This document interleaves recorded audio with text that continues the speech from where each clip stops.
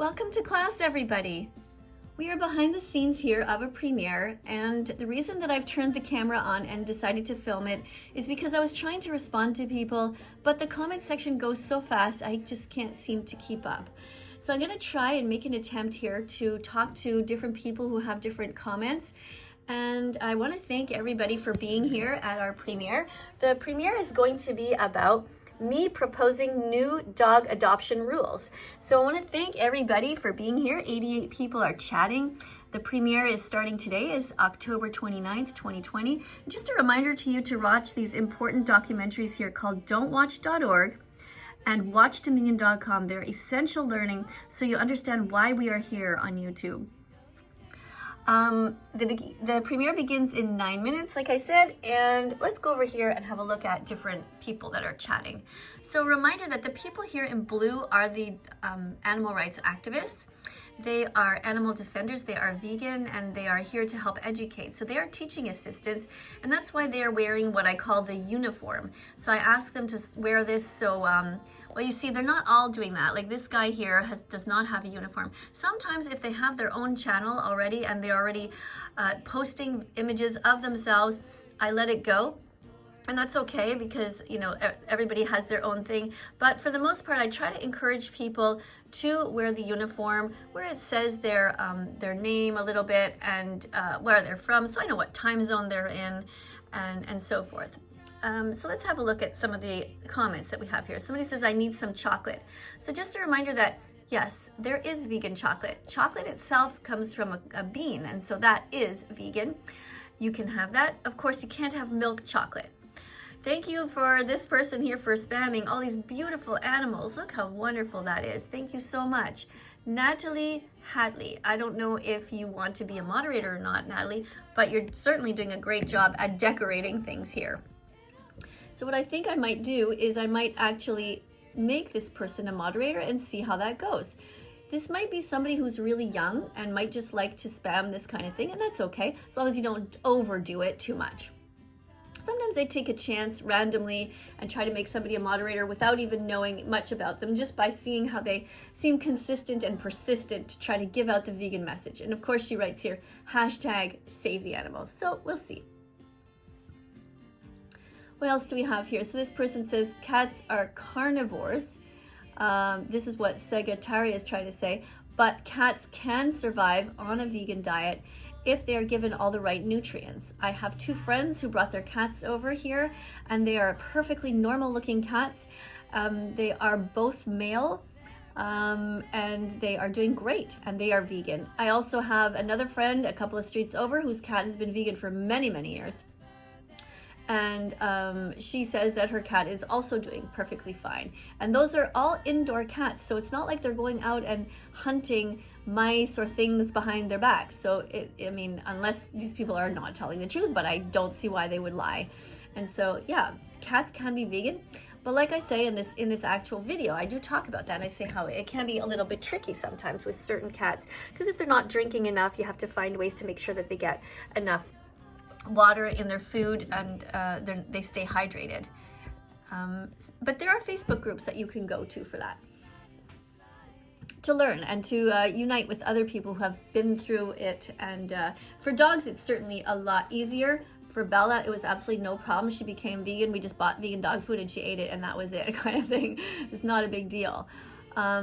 At first, she kind of looked at us like, what is this new food? But, you know, she got used to it very quickly, and now she really likes it. And sometimes if we give her the option to have that or something else, she does choose the vegan dog food. I think she does enjoy it. So let's look here. What does it say here? Things that are wrong: racism, sexism, speciesism, homophobia, transphobia, biphobia, aerophobia, vegan phobia, anti-Semitism, and oh my God, everything. Okay, so this person here is truly an animal defender and a human defender, and has a real heart for the underdog and the under, so to speak, the underprivileged. I guess I've never thought of it before. Maybe the underdog is not a good terminology, but what I mean by that is that the underprivileged. So I'm going to use that from now on. I think I prefer that kind of language.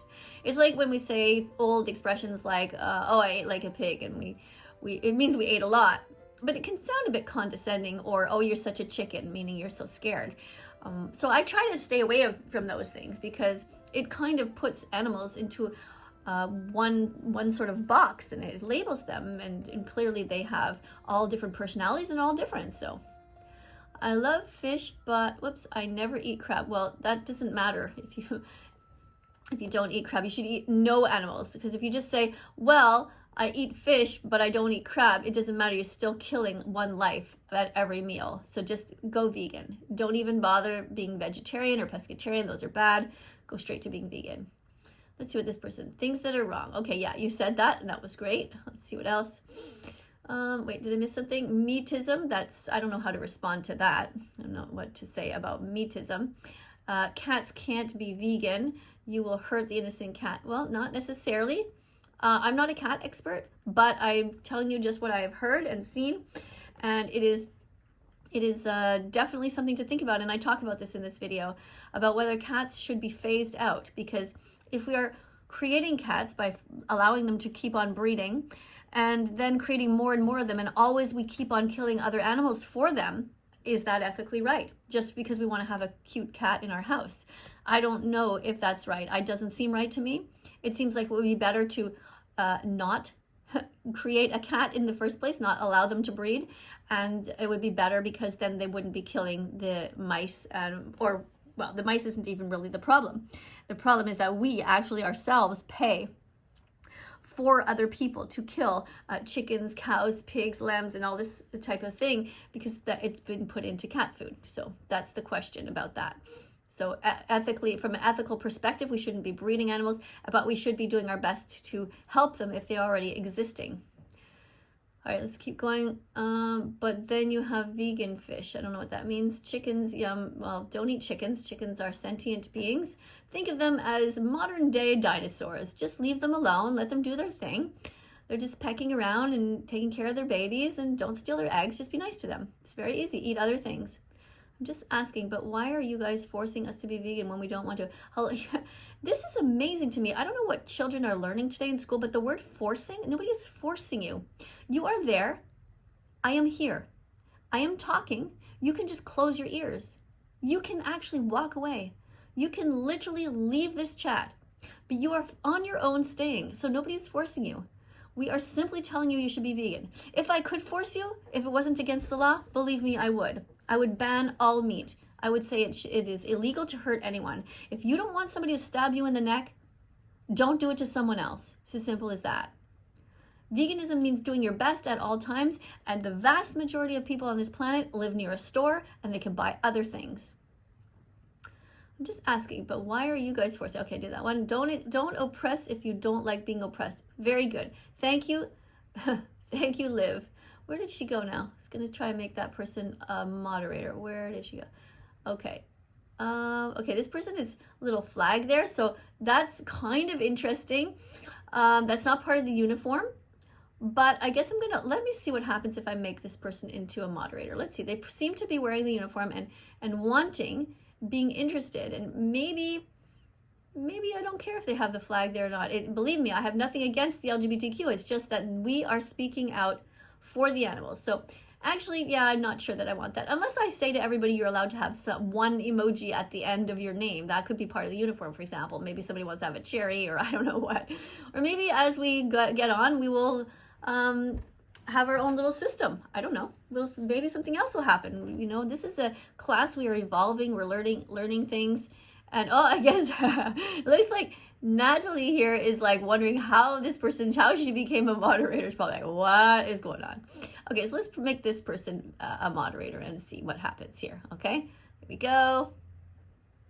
Okay, that's cute. All right, so maybe Natalie's not ready. We don't know who these people are. You know, they might be really great vegans, but they might just be really young, or they might just be really shy and don't want to teach or whatever.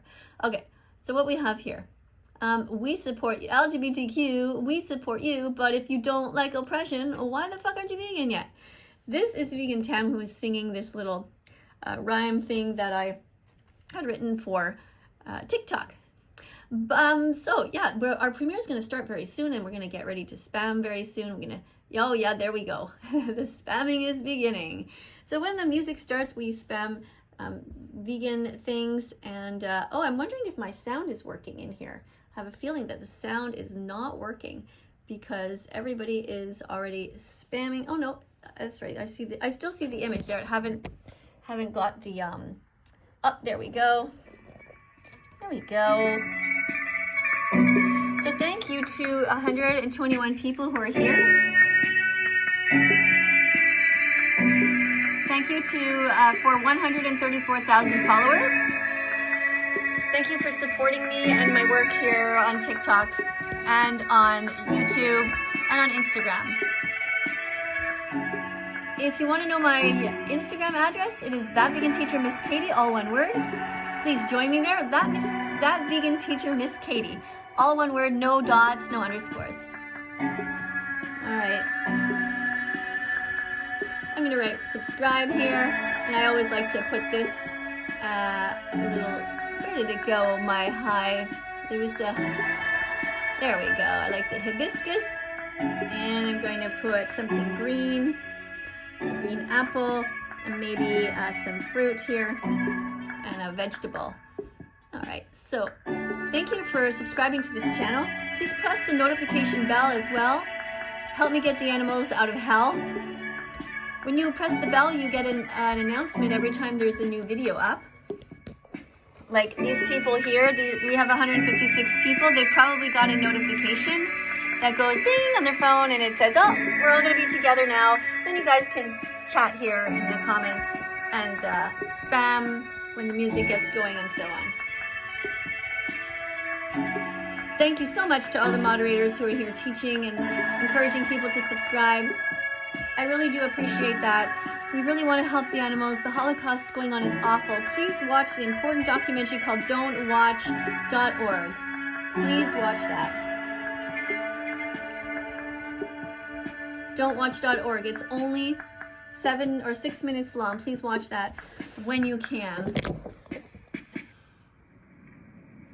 We are looking south. We're on the island of Montreal, in the province of Quebec, in the country of Canada. And we're going to be chatting today. Bella, vegan dog, is going to hang out with us while we do. Hello, students. I have a question to ask you, and I want you guys to write your answers in the comment section. Today we're going to be talking about adopting animals and adopting children, and I have an idea. What do you think about this?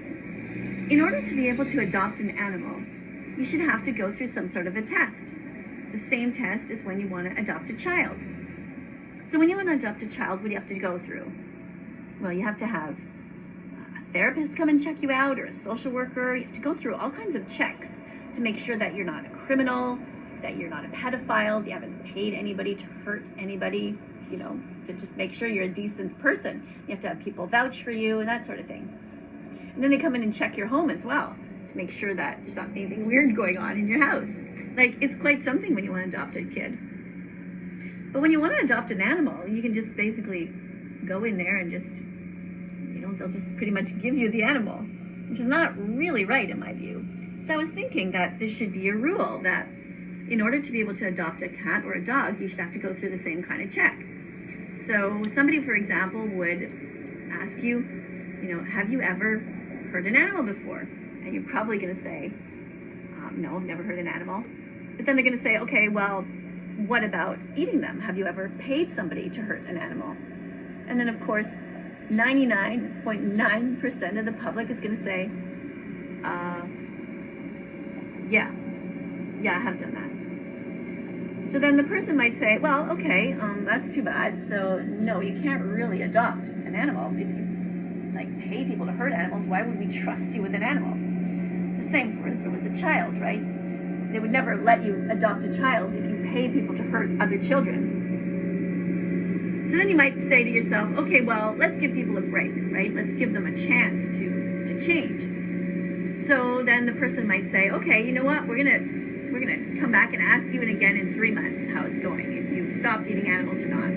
So then somebody's gonna come and check your house, you know, ring your doorbell, spot check, open up your fridge.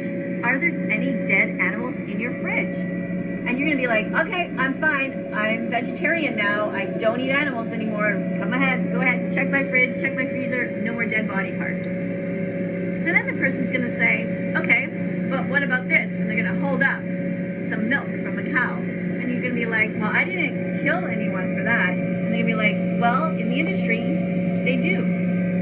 They hurt baby cows. They forcefully impregnate the mothers. They steal the babies. They slit their throats. They turn them into coats and shoes and handbags and veal. And they put them on a sandwich.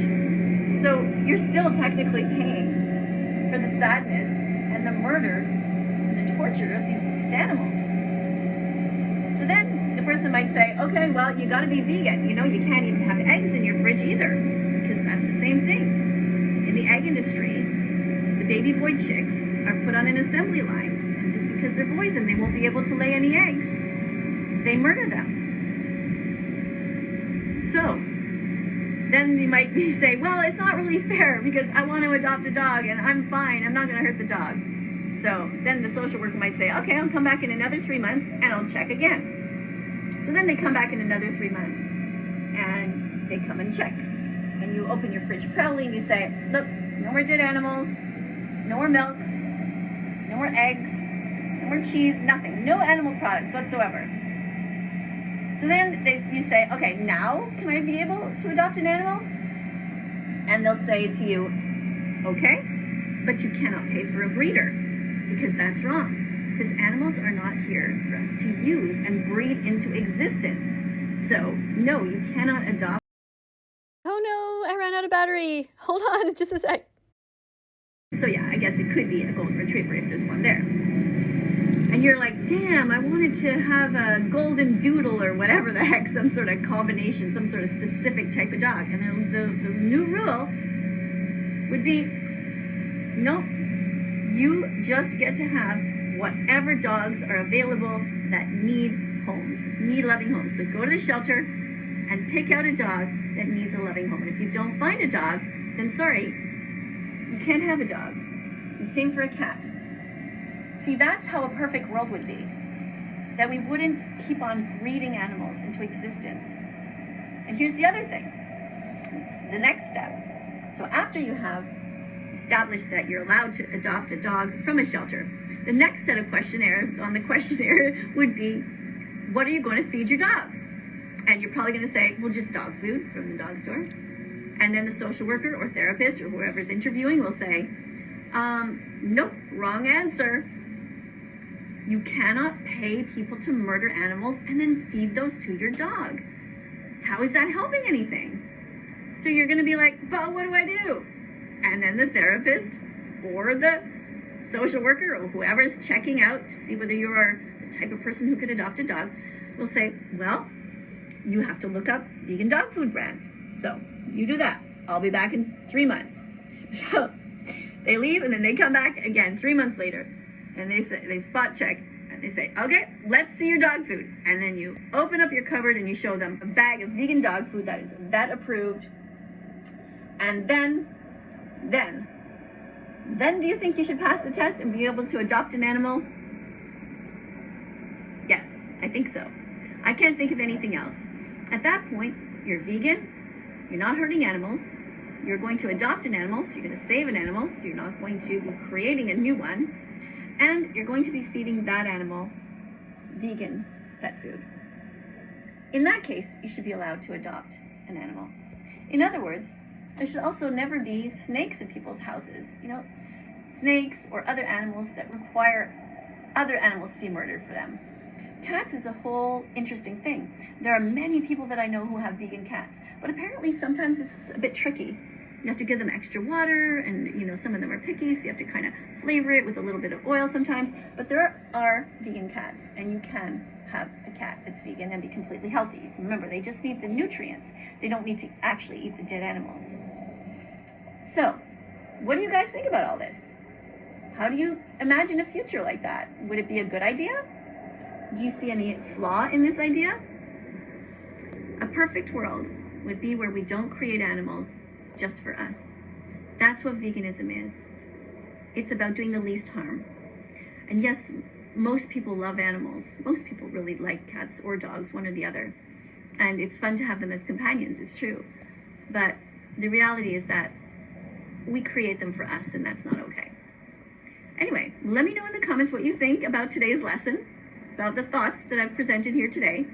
If you agree or disagree, just talk about it, but actually give some good arguments. Don't just, spam a bunch of meat emojis or just say, fuck you to me all the time. Like, try to actually think it through, right? So thanks for being here.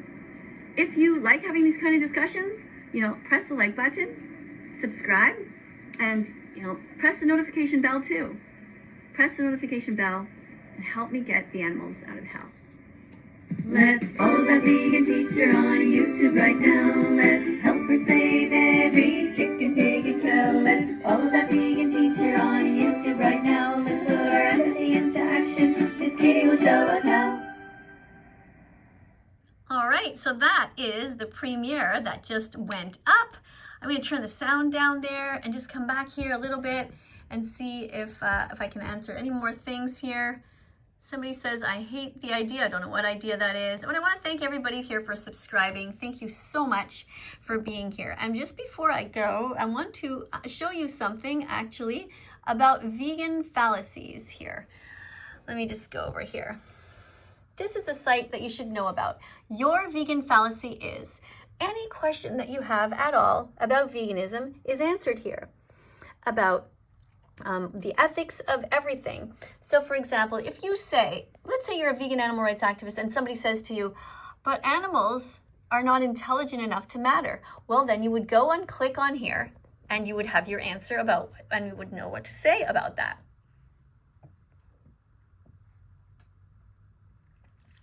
You can just click here. Whoops, I think something's wrong with my internet.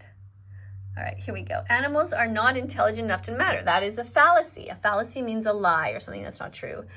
Okay, and then somebody might continue and say animals are not as intellectually or emotionally sophisticated as humans, and they do not feel pain, and so on. This is what somebody might think. That's a fallacy. Fallacy is a lie. And your response would be, all animals are intellectually and emotionally sophisticated relative to their own species, and many have thoughts and emotions more complex than those of young human children or the mentally disabled.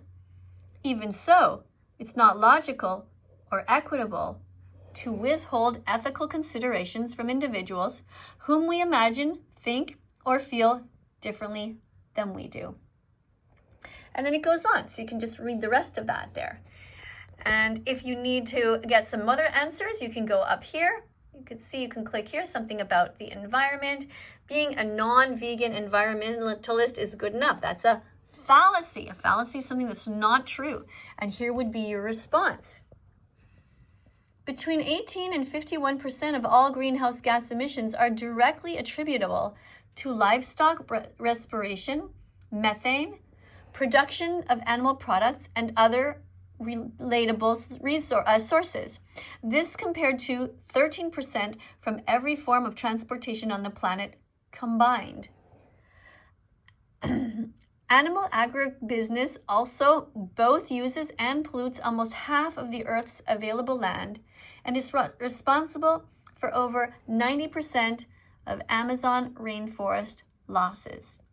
Further, it's the greatest contributor to wildlife habitat destruction, and it is easily the leading cause of species extinction and ocean dead zones.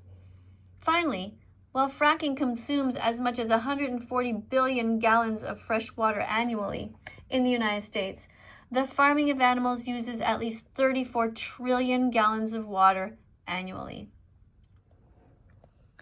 So that's your answer for that one. If you have any other questions, you go up here and, there's all kinds of little emoticon things or whatever you call them, little avatar, I don't know what you call these things, icons that you can click on. Like for here, for example, somebody might say plants are alive, and then the fallacy, okay? A potentially thinking or feeling plant has to be killed in order to eat it, just like an animal has to be killed. So that's the person's fallacy. That's when they're saying something that's not true. There's no difference between the two. So here's your response.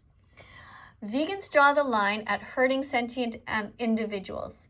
Plants lack nerves, let alone a central nervous system, and cannot feel pain or respond to circumstances in any deliberate way, not to be confused with non-conscious reactions they do have.